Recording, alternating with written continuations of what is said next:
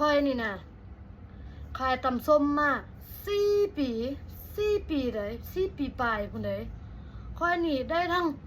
รถเยอะ2 คันมีเฮือน2 สันหลังหนึ่ง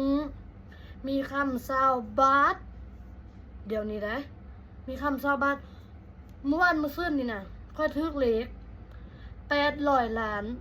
แต่ค่อยนี่นะบ่ได้บอกผู้เด้อบ่ได้บอกบ่ได้ประกาศให้คนฮู้เนาะว่าค่อยทึกเลข800 ล้านนะแล้วค่อยนี่ก็ภูมิใจที่สุดค่อยนี่นะบ่นึกบ่ผ่านว่าค่อยขายตำส้มมา4 ปีจะมีทั้งเฮือนมีทั้งรถมีทั้งคำเนาะโอ้ยมันเป็นความภูมิใจแต่บังเอิญเว้ยตื่นก่อนทุกคนเลยนอนตื่นมาเอาสะดุ้งขึ้นมาตายแล้วทั้งเฮือนทั้งรถทั้งคำบ่มีเลยทั้งเงินบ่มีโอ้ยกำลังฝันคักๆแล้วว่าผม